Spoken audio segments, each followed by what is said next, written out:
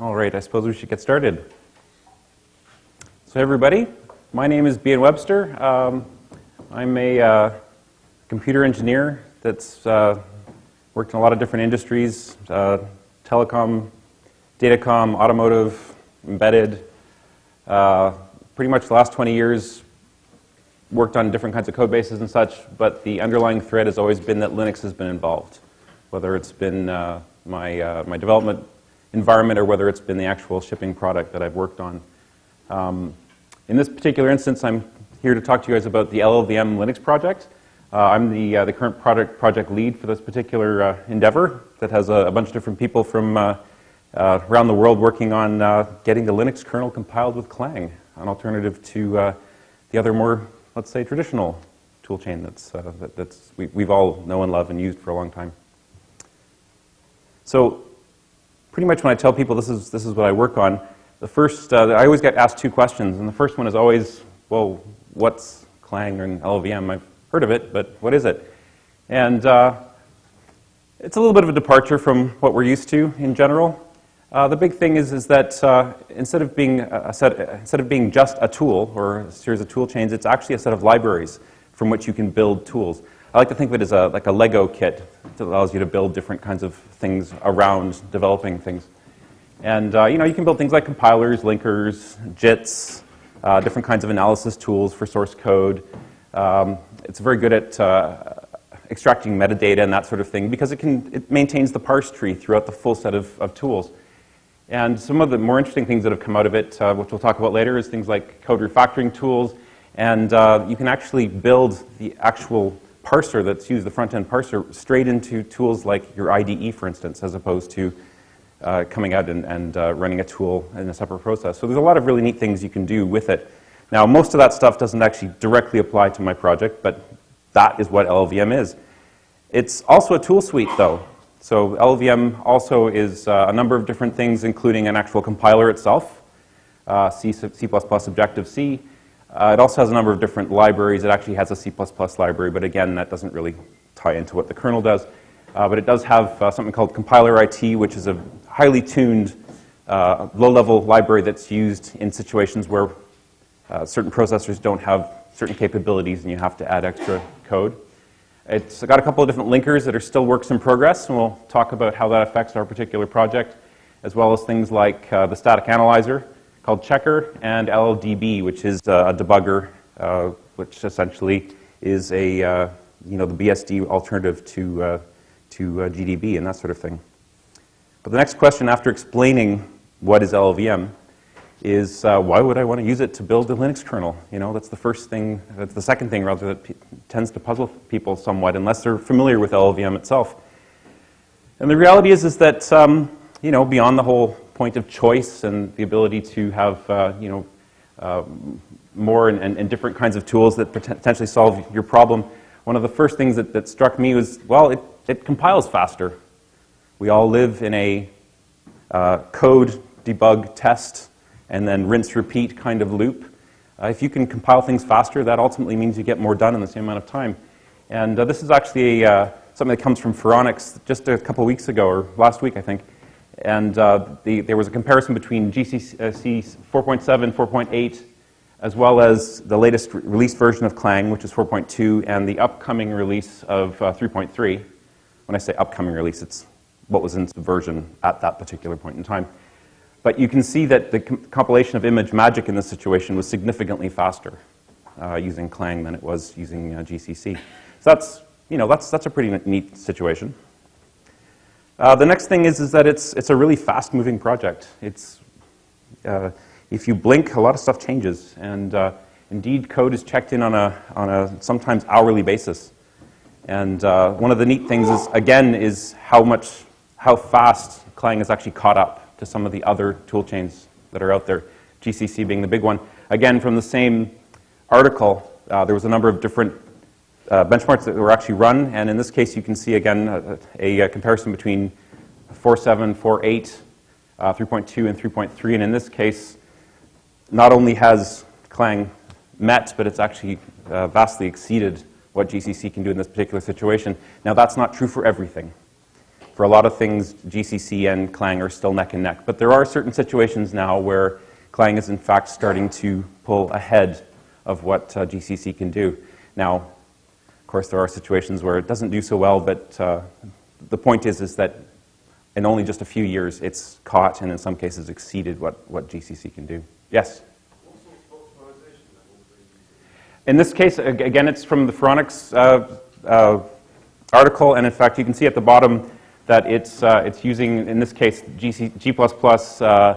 LFFTW, and LM pitch, it looks like. So you'd have to look at the article. They talk about what they use in this case, but they're trying to do as best a comparison they can between the two tool chains. It's meant to be a oranges to oranges kind of comparison. So I didn't want to get into the actual numbers themselves, merely to show you that there are at least situations where there is value. It does actually, it actually is getting to the point where it isn't lagging behind GCC like it did, say, last year, for instance.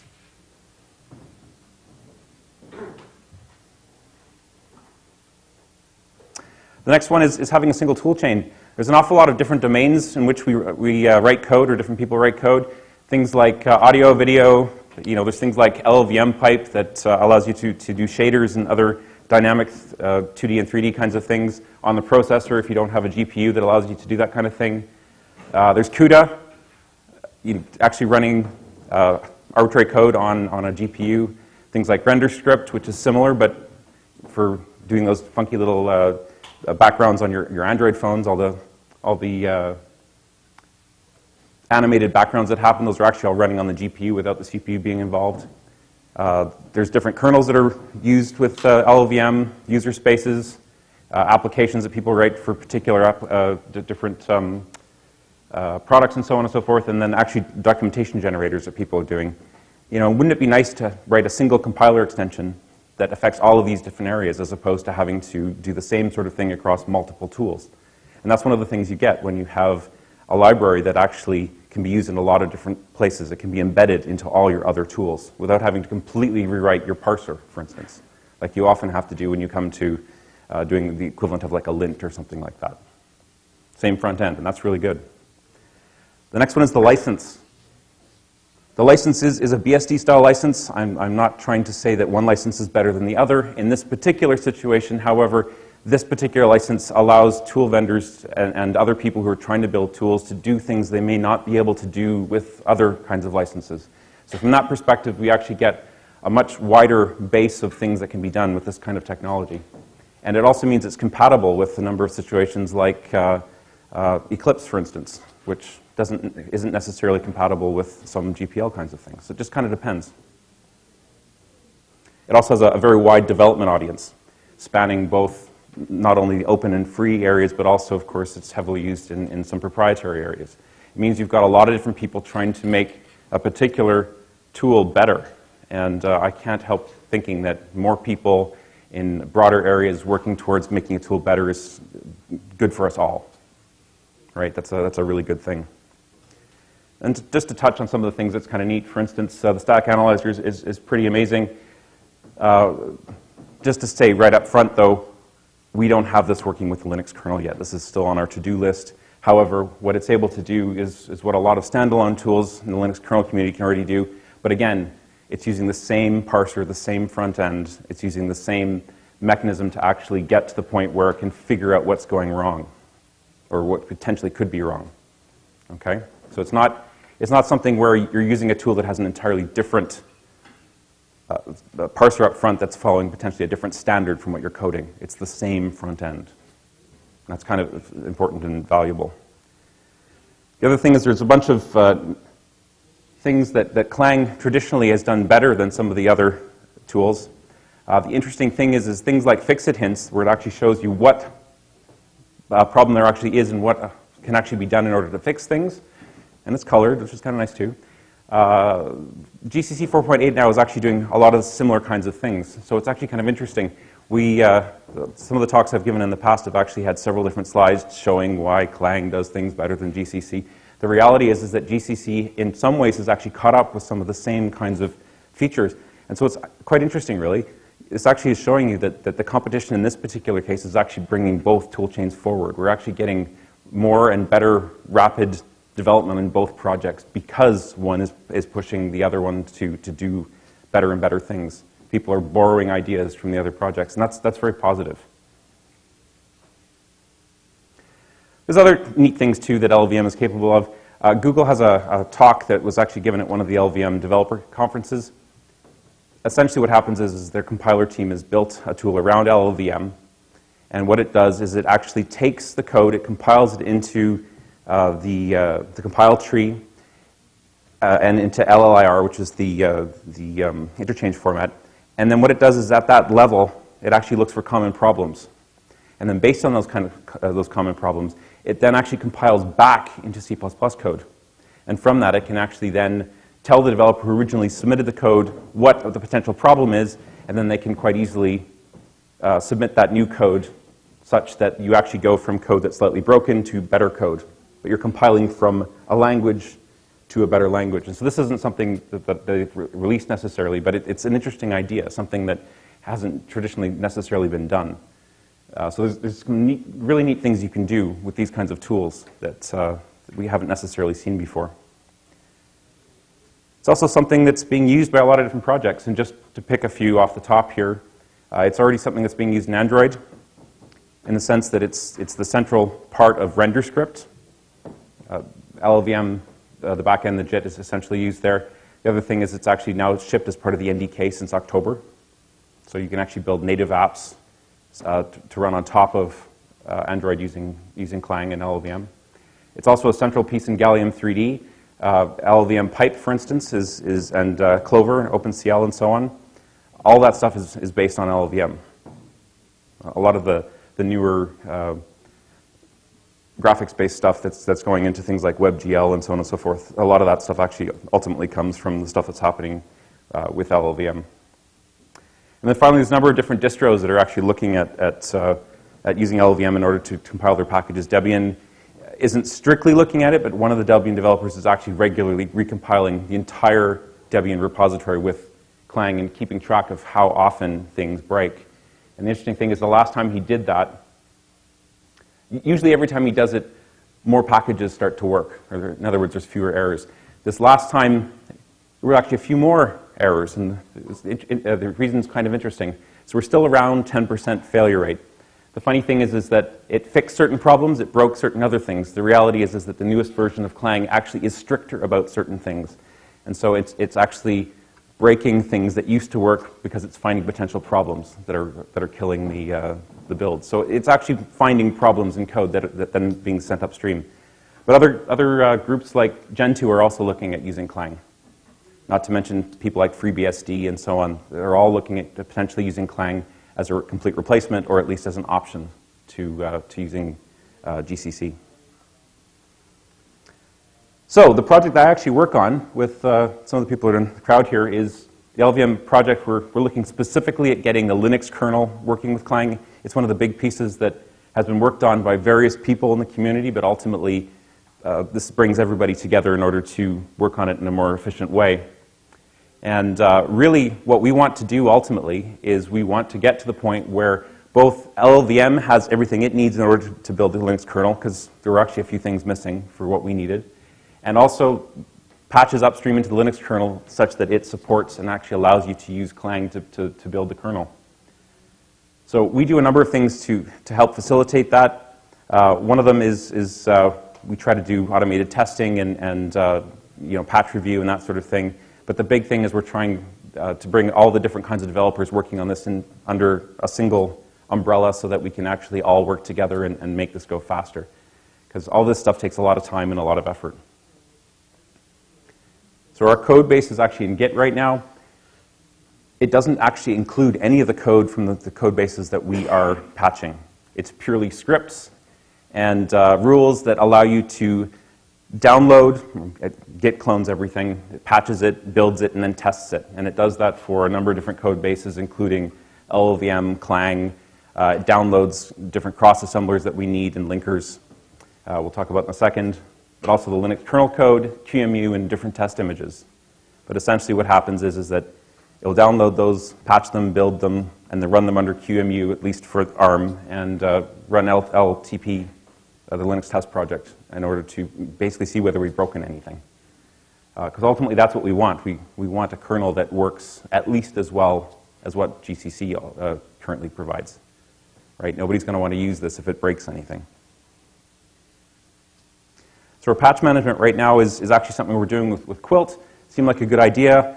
Allows you to maintain patches on top of whatever the underlying version control system is.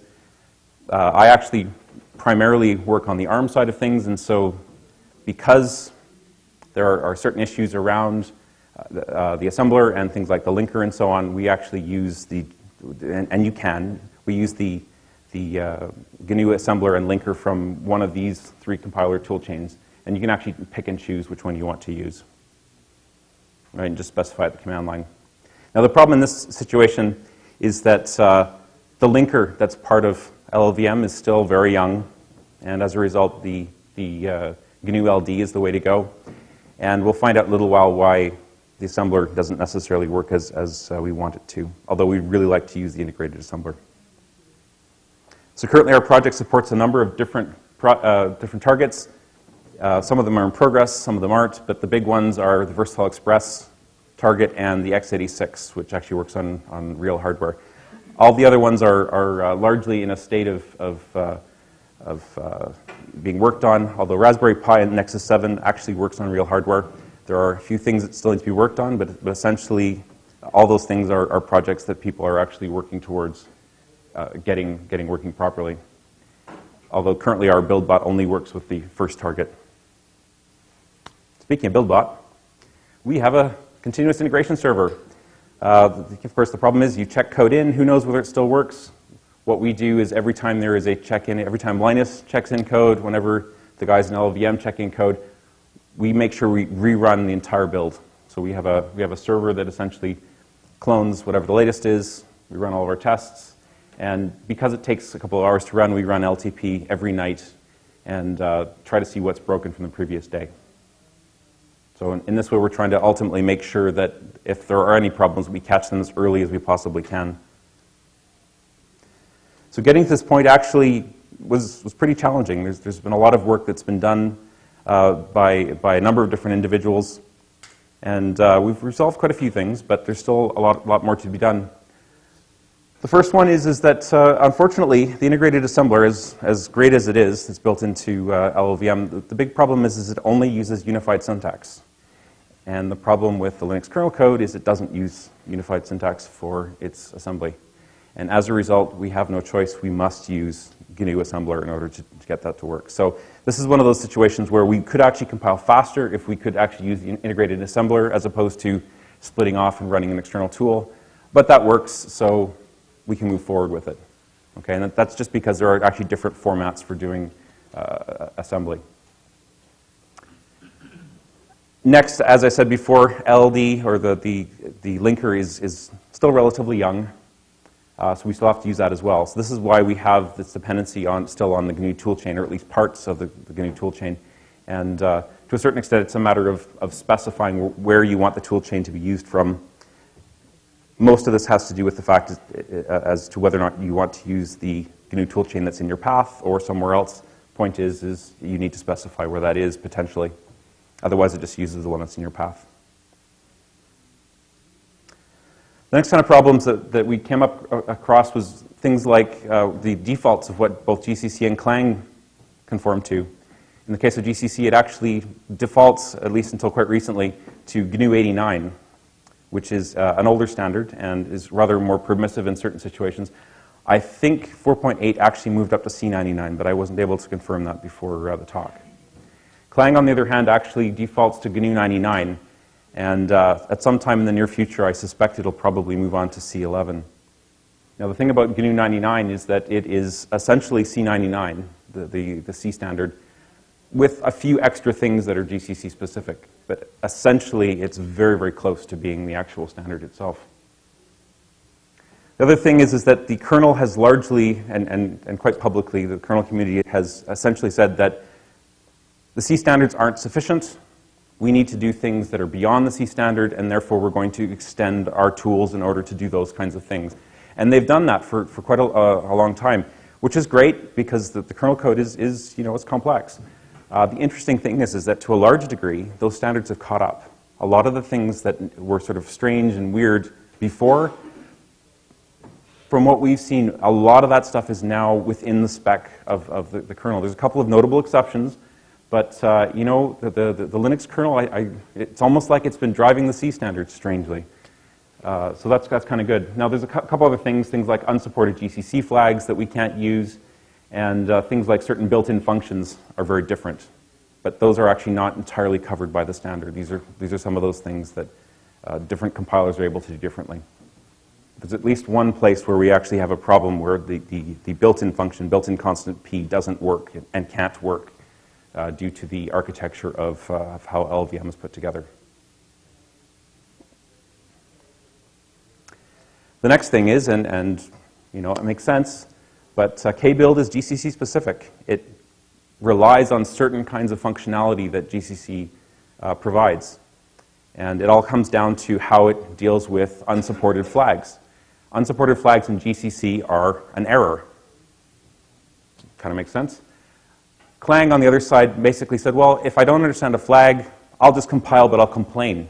And so as a result, it doesn't fail. It merely prints out a warning and away it goes. So this is one of those situations where things like C option and a few of the other macros that are built into kbuild actually had to be patched.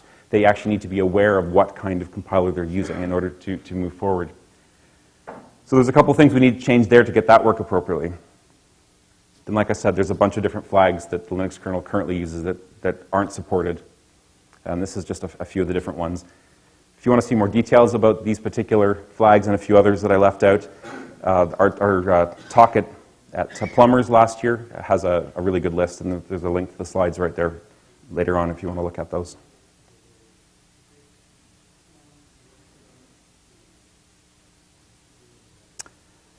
The next big one is there are a number of language extensions in GCC that unfortunately will never be a part of Clang and LLVM.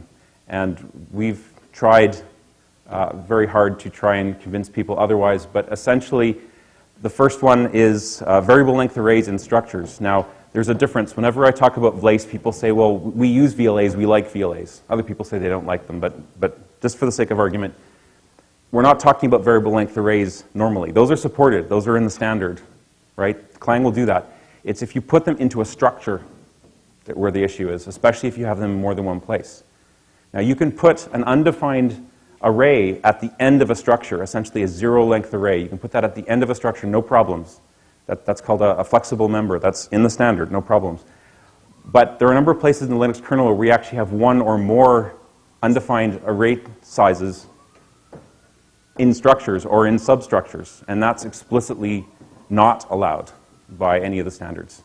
They explicitly say you cannot do that. Now, do you have to follow the standard? No. But is it a good idea to follow it? Well, in this particular situation, the problem is that that kind of functionality actually makes the whole compiler a lot more complicated. This is one of the reasons why Clang doesn't want to add it.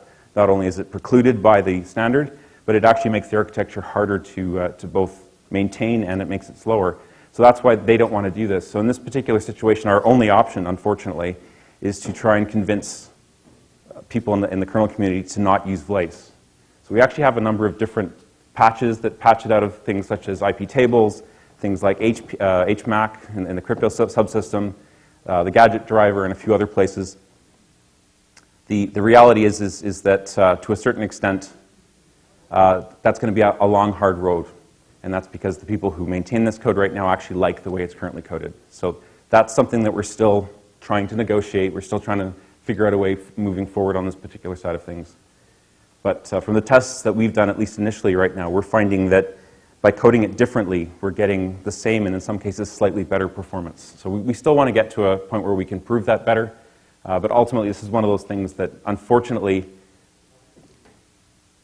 this isn't documented anywhere in the GCC documentation that we've found.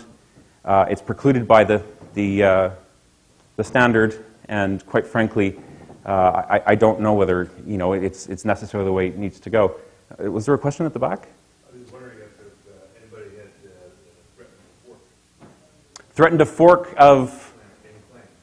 Of Clang itself, you know, if somebody wants to go do that, I'm sure they'd be okay with that. The whole thing about the Clang community is that it's very inclusive, and generally they work things out. And this is actually one of those situations where the Clang community is unanimous. They don't want to support this format. So if somebody wants to do that, sure, it'd be great.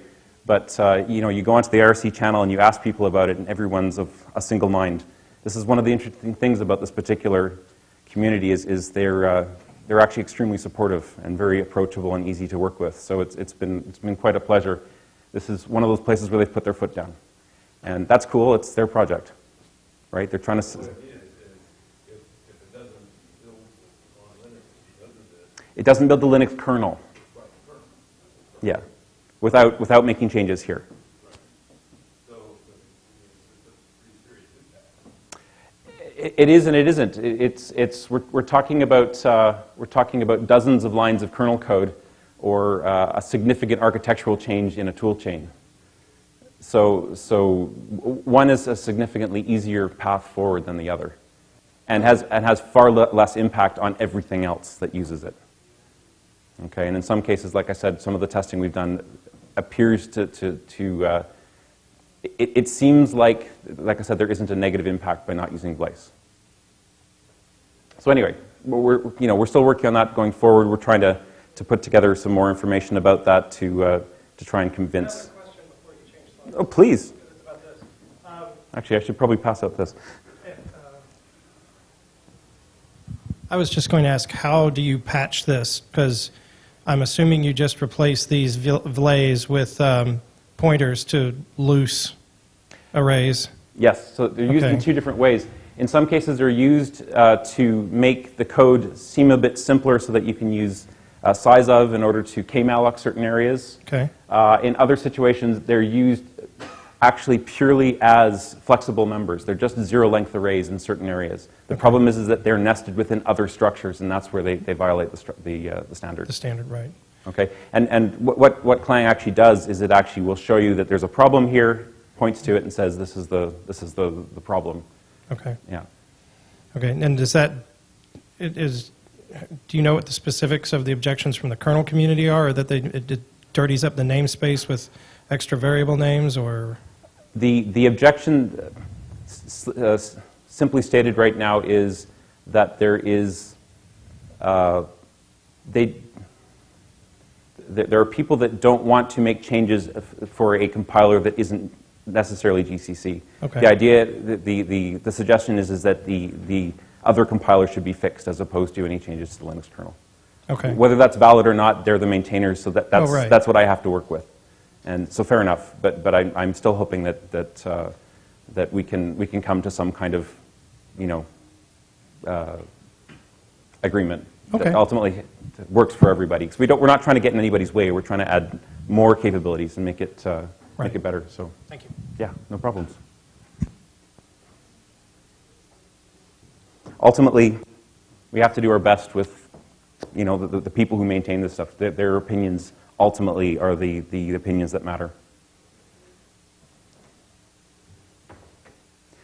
The other one is nested functions, and this is another one of those features that actually isn't in the C standard. This one actually is documented, so this is actually something that actually is talked about in the GCC documentation. However, the interesting thing in this situation is it's only in a couple of places. In the vast majority of situations, whenever nested functions have been part of patches that have come into the kernel, almost universally they've been rejected. Basically, they've been asked to be rewritten. So there's only one place that I've been able to find that uses this. It's actually in the ThinkPad ACPI driver. I've submitted a patch for that, but I haven't heard back yet, so I really need to send it again. But it's not something that changes very much. In fact, it's just a matter of moving code around. There's almost no changes otherwise. But the interesting thing is that from what we can tell from looking into this and talking to various people, both this and Vlace has largely come into GCC through the Ada port in the tool chain. So the whole point is these are things that were needed in order to support Ada, and they're just features that to a certain extent leaked through into the C side. That's not true. Okay, this is what we understand. I'm not saying it's this. Perhaps you have a better. Nested functions were a GC extension from way back when, long before there was an Ada front end. Oh, okay. So the comment was is that they were GCC extensions a long time before Ada is heard. That's the first time I've heard that. So I apologize if I got it wrong. At one point, the GCC philosophy was that there was a standard and there was GCC. Yes. And we were going to be GCC was going to be a better C than the standard. And it was, and it is to a large degree. Sometime around. Yes, I'm sorry. Thank you. The old idea was that GCC was going to be better than the C standard, better than the other, and so there were a lot of extensions put in, including the dot extension for structures, Which is amazing. nested functions, and I can't remember where else. Okay. And somewhere along the line around the EGCS time, Right. the shift turned to let's be standard compliant. Okay. Everybody knows what that means. We can test it. We're relying on certain people's memories. Thank you very much for setting me straight. It's possible that nested functions are really old. Oh, sorry. I didn't think it was that valuable, but it's possible that I'm just barely old enough to maybe remember this, but I think nested functions are indeed very old, but it's possible that these fillets were inspired by the merging of GNAT with GCC. Quite possible. Because I wasn't actually familiar with that use of fillets myself, Yeah. not being a kernel hacker. People who have done this particular stuff, certainly before I looked at this stuff, were the people whose opinions I was relying on about that information. So, anyway, the point is ultimately is that neither one of them are actually in the C standard. Neither one of them are used very much in this in the kernel code, and they're relatively easy to not require. Like I said, this is just a matter of moving a few function declarations around, and in the case of LACE, it's just a matter of doing a little bit of pointer math as opposed to using a variable length structure, variable length array in structure. Pardon me. The other extensions are relatively innocuous and simple. One of the things that Clang doesn't support currently is explicitly named registers. This is kind of a handy function, and for now, we've actually patched it out in our patches. However, this is actually something that I would actually like to see added to Clang, because it seems like kind of a nice feature. And as long as we can get some support there, I'm sure that's probably something that's possible. However, some issues that we're still having that we're trying to work around in Clang is we've actually found some segment reference mismatches. There's one thing that I think is absolutely extremely interesting about the Linux kernel, and that is that I firmly believe that the Linux kernel has pushed tools further than any other code base out there. It's by no means the biggest tool base, but it certainly uses the features probably more than any other code base out there. And we've actually come across things where people have said, well, it works for everybody else, but we don't actually do that, so I guess we've never tested it before. So this is one of those situations where the Linux kernel uses attributes on symbols in order to put the appropriate code into different ELF sections for the kernel. And what we're actually finding is there's a couple of situations where those attributes get dropped or they get mishandled. And it means ultimately that the initialization and exit code doesn't end up in the appropriate places. And originally this actually broke modules for us on x86. We were able to get around that with a few workarounds, but this is something that we're still ultimately trying to fix in Clang. Yes?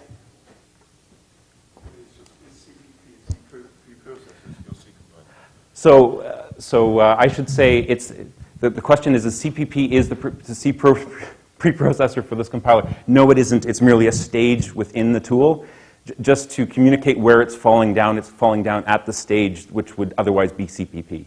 So no, it's a problem in the Clang, in one of the Clang layers, essentially. But again, it's not the way it's supposed to work. The way the Linux kernel is doing it is completely valid. It's just that there is a corner case that's probably never been used before, that where it's failing. And we're seeing this because we see a lot of merge global errors. So you get to the linking stage and it starts complaining about section mismatches, merge global problems, and so on and so forth. So this is totally a problem that still needs to be fixed. Then there's a number of other incompatibilities, things like the way inline syntax handling works. Until very recently, of course, GNU 89 used the older style of inlining, which to a large degree is the opposite of what C99 defines. Okay, which is more in line with what C++ does. Okay, so there's a number of situations where inlining works exactly the opposite of what we expect. And again, it has to do with the C standard changing around. So there's a couple of situations around that we needed to patch out. And then remember I talked about built-in functions. This is one of those situations where there's code in the Linux kernel that essentially cleverly uses this thing called built-in constant p that looks for a particular pointer pointing to a constant value, and if so, it optimizes out a certain piece of code. Essentially, it makes it constant so that the optimizer can get rid of it. Due to the architecture of how LLVM is put together, it can't actually make that distinction reliably. And so this is one of those situations where we've had to work around this code by basically making it always true, which we will never be able to upstream when we completely get that. But we need to find another way to get around this particular problem, because sadly, again, this is one of those things that just is impossible to add the way it is. So, but it's like one place. So I'm sure we can figure out something there. Question about that. Okay, yes. I will. Sorry to be a skeptic, but I No, noticed that's cool. that comes from the, so that's going to be read, copy, update. Yes, it is. So if you are potentially killing off an optimization at that layer by saying, well, we'll just reference the pointer rather than having it be constant in the code, aren't you potentially hitting the Linux kernel at a very sensitive point for performance? We are not arguing that RCU is bad. We're not arguing that we want to break RCU. We're saying we need to figure out a way of doing something similar without using built-in constant p. That's all. Okay. This is a problem that needs solving. Right. That's Okay. all. No, RCU is extremely important. We don't want to slow that down by any stretch. Right. Okay. Yeah, that's all. It's only RCU that uses it? That we've found so far.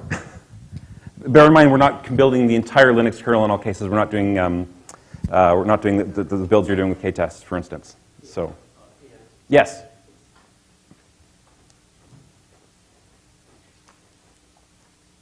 One of our project members. Built-in constant p is used in many places in the kernel, but in this particular place, it seems to be the only way. This is the only instance in which it's coded in such a way that it cannot fail. And my understanding of the semantics of built-in constant p is that it is, by necessity, supposed to be allowed to fail because you may or may not know whether it is constant or not at compile time. This particular bit of code, I think, assumes that it's going to be constant or you have a serious error. Yes. And Clang just can't make that determination. Well, it looks like Steven's interested now because he's got his laptop out. So, is it going to be fixed by the end of the talk? Thing is, though, is that I wouldn't find that odd if that was the case. Okay, so what is the status of building the kernel right now with Clang? So there's two portions of this. There's the LLVM side and the kernel side. On the LLVM side, it's actually pretty exciting. We actually just determined that all the patches that we absolutely require in order to build the Linux kernel are now upstream. Now, there's two outstanding issues, and I've already talked about one of them. One is the stripped attributes. We still need to figure that one out. That one's kind of hard to find.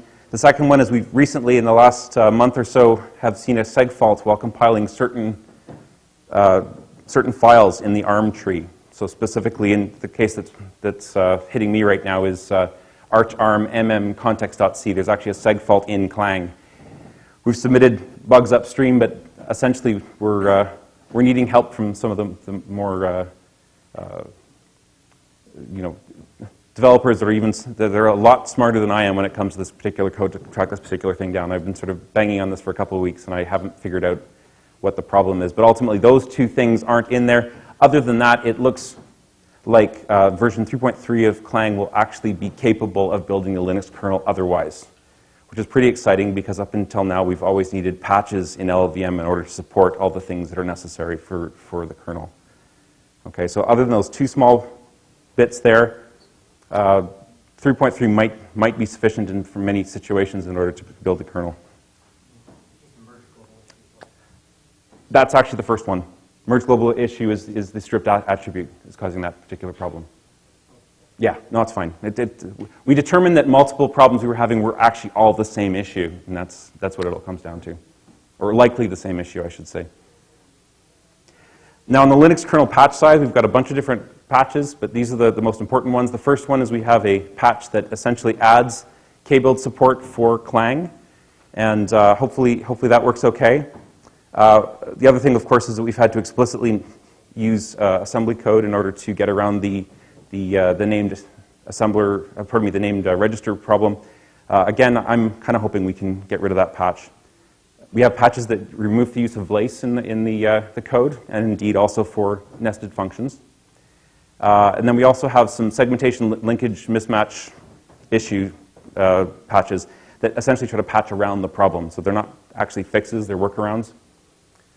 We also have one situation in ftrace, although it's on the ARM side, where essentially there's an extern inline in one of the files that yeah, externing an inline function doesn't seem to make a lot of sense. And yeah, there's a lot of nodding, not nodding, pardon me, people shaking heads out there, exactly. There's the built-in constant P issue, and the other thing is that there's one situation where there's a use of an alignment attribute that's kind of hard to parse that GCC has no problems with, but since the way it's put together, Clang actually has some issues with, and very simple rewrite is exactly the same thing otherwise. Yes? For the people at home. You mentioned explicit ASM to handle register variables. Yes. Do you handle global register variables okay? Basically, named register variables aren't currently supported in Clang, period, unfortunately. Right. So that's annoying. I agree that that's annoying. Like I said, I'd kind of like to have that fixed. So we're going to look into that. Quite important for a number of arches. Well, that's just one of the reasons we'd like to fix it in Clang. Do you mean of the register storage class? This is The current pointer is sometimes held in a register. yes. Okay, yeah, so the storage class, Right, not so- the machine register. Yeah, no, so the idea is basically being able to assign a particular register to a variable name so that you can then use it in your C code. That part we have to use inline assembly for right now. And we realize that's not ideal. Okay?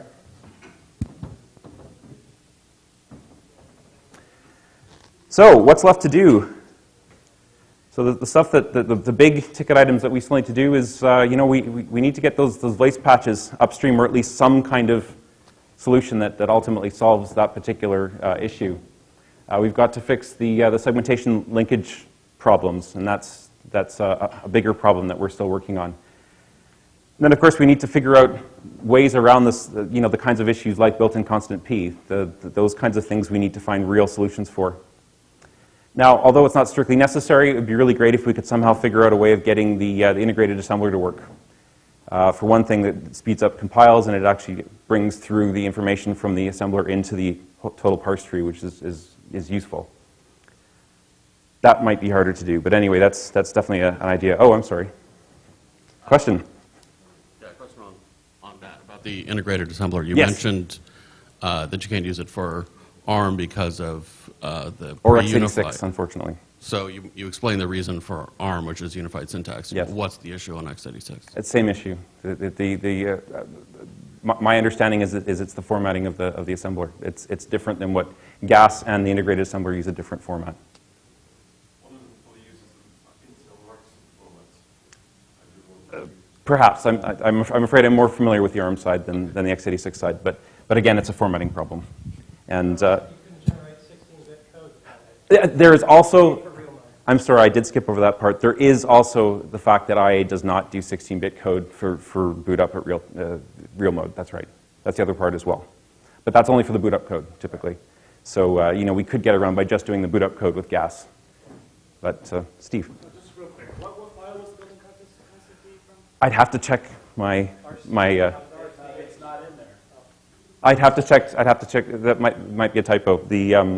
It's in our patches. I'll look at it afterwards. I can't find it in any of the RC code. Maybe it disappeared. I'll go look. We try to look on a regular basis, but maybe we missed that one. So, but I will check that before I leave. So, how can you help? Well, obviously, keeping us honest is important, and this room has lived up to that. But also, if you can get involved, that would be great. We would love to have other people working on this kind of stuff. Certainly, people helping us get code upstream, or indeed helping us fix our code so that it works better and makes it easier for maintainers to accept what we've done. There's still unsupported things that we haven't fixed yet. There's still bugs.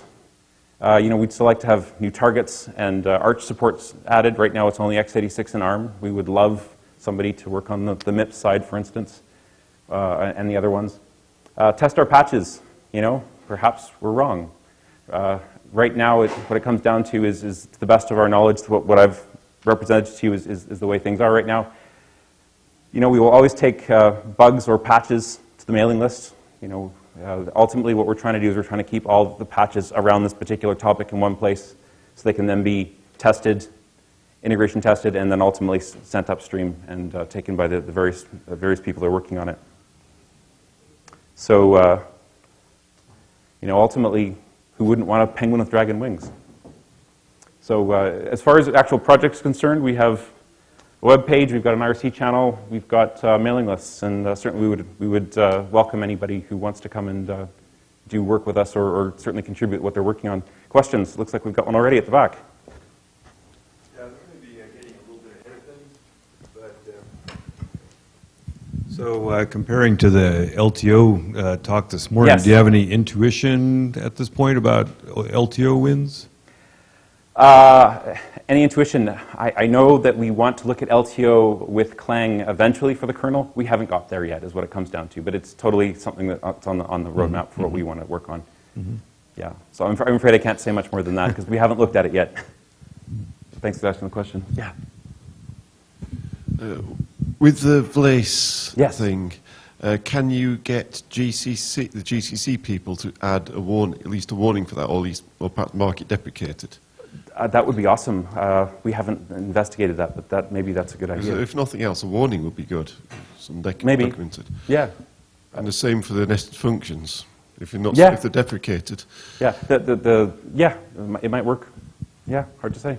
Are delays documented as a GNU extension? No, they're not. Okay, well, then it should be pretty easy to get them to do something. I mean, nested functions may be explicitly GNU 99 or GNU 11, but if Vlays aren't documented as an extension, then, I mean, as you said, Variable length arrays arrays inside structures. Yeah. So I haven't been able to find it, and none of the LLVM guys have either. So that's one of their reasons. And I went and checked, and I couldn't find it either. So maybe I haven't looked in the right place, but doesn't. It won't be an accident. And that's totally cool. But anybody else? Oh.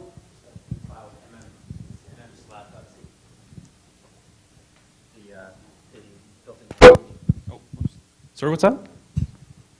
The built-in constant P instance we were looking at was in mmslab.c. Oh, I wonder where I got RCA updated from then. I'm sorry. I'm mistaking my slides. I'll fix those before I upload them. Did you? Okay. Any other questions? Well, the slab allocator won't be performance critical at all, will it? But if it's a .c file, you should be able to manually set the formulas. Yeah, it's a macro, yeah. Yeah. Okay, you've already found it, haven't you? Yeah, okay, fair enough. Any other questions? If not, thank you very much for coming to the talk and listening to me talk about this. And we welcome you guys anytime into the project, so thank you.